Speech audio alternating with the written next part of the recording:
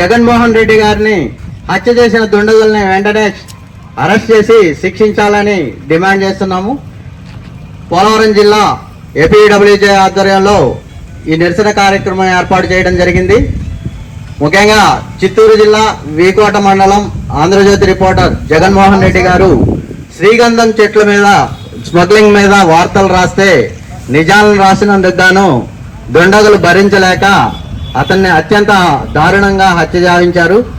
ఇది హేయమైన చర్య.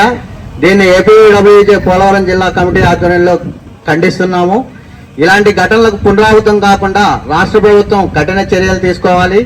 అలాగే రిపోర్ట్ను హత్య చేసిన హంతకులను వెంటనే అరెస్ట్ చేసి కఠినంగా శిక్షించాలని డిమాండ్ చేస్తున్నాం.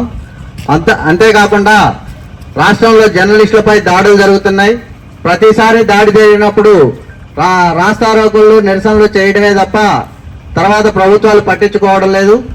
ఈసారైనా రాష్ట్ర ప్రభుత్వం కేంద్ర ప్రభుత్వాలు జర్నలిస్టుల భద్రతను దృష్టిలో పెట్టుకొని ప్రత్యేక చట్టాలు తీసుకురావాలని మేము డిమాండ్ చేస్తున్నాం.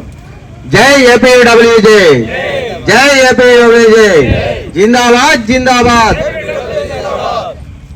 వార్తలు ప్రచురించినందుకు దారుణంగా గొడ్డలతో నరికి చంపిన రిపోర్టర్ల మీద దాడులు చేయటం, రిపోర్టర్లను బెదిరియటం చాలా దారుణమైన హేయం.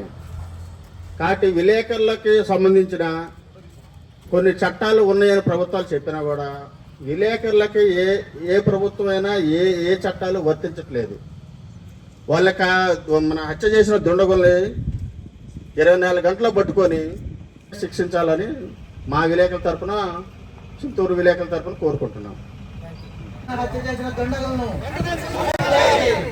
ఆంధ్రజ్యోతి రిపోర్టర్ హత్య చేసిన దుండగులను, ఆంధ్రజ్యోతి రిపోర్టర్ హత్య చేసిన దుండగులను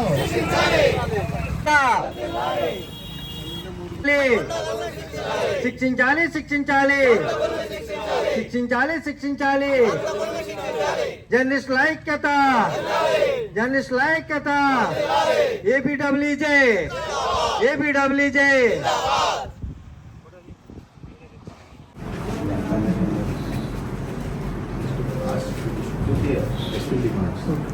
Then only government will listen. The student can raste, they will not take it seriously.